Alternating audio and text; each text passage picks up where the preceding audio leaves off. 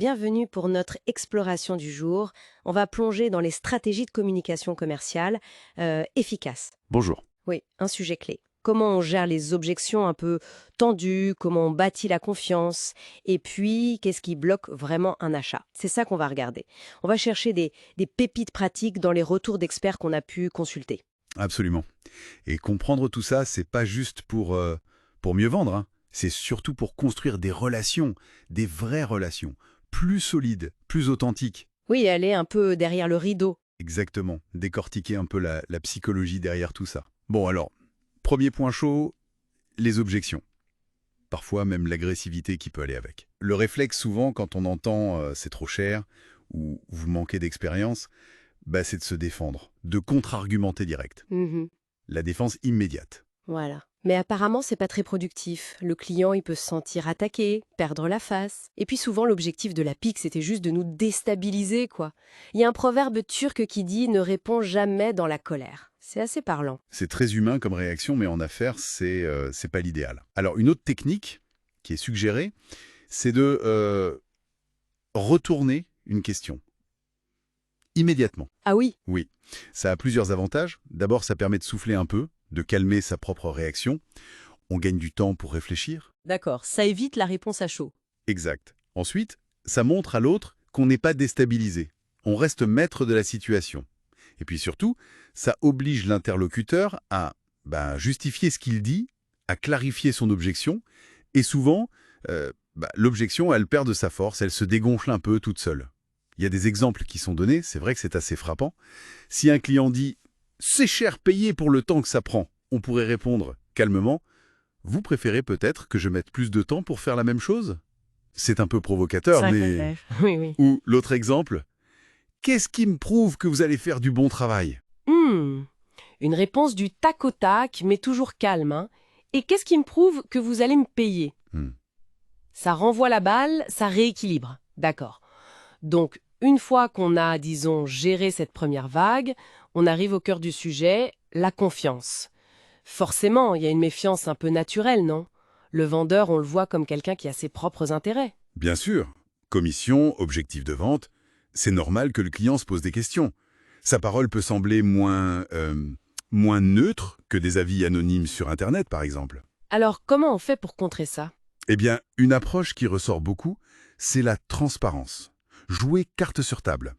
Reconnaître son rôle, oui, mais en changeant l'angle. C'est-à-dire?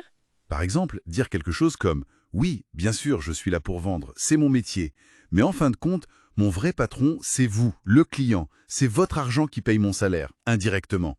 Donc, mon intérêt à long terme, c'est que vous soyez satisfait, c'est de défendre vos intérêts. » C'est l'idée que le client a le pouvoir, au final. Exactement. Il peut licencier tout le monde, du PDG au vendeur, simplement en allant dépenser son argent ailleurs. L'important, c'est de trouver ses propres mots pour que ça sonne vrai, authentique, pas juste réciter une formule. Et il y a une autre variante de cette honnêteté, c'est l'idée de tomber le masque, c'est ça? Oui, c'est un peu ça. Dire franchement, voilà, je vous appelle, c'est de la prospection. Ou annoncer dès le début, mon but aujourd'hui, c'est de vous convaincre que notre solution est la bonne pour vous. Ça peut paraître contre-intuitif, mais cette franchise, justement, ça peut désamorcer la méfiance. Ça surprend et ça crée un climat plus direct, plus clair. Et cette idée de poser des questions, on l'a vu pour les objections, mais elle est aussi hyper importante pour créer du lien, non? Ah oui, fondamental. C'est une clé pour ouvrir la conversation, pour montrer qu'on s'intéresse vraiment à l'autre, pas juste à lui vendre quelque chose. Quand on fait ça bien. Au lieu de parler de soi, de son produit tout de suite, on pose des questions ouvertes sur l'autre, sur son activité, ses projets, ses soucis. Par exemple, comment vous voyez l'avenir de votre secteur là avec toutes les évolutions actuelles? Ou c'est quoi vos belles réussites en ce moment? Ou encore, qu'est-ce qui vous préoccupe le plus aujourd'hui dans votre business? Et l'écoute est primordiale, j'imagine. Essentiel. Écoutez vraiment les réponses. Ça crée de la sympathie, bien sûr, mais ça donne aussi des infos super utiles pour adapter son discours après. On parle de lien, de confiance, mais les mots qu'on utilise ont aussi leur importance, j'imagine. Énormément. Il y a une image qui est utilisée, celle du clou de fer à cheval. Un petit détail, un mot mal choisi et hop, tout peut basculer. Oui, il y a des exemples assez clairs.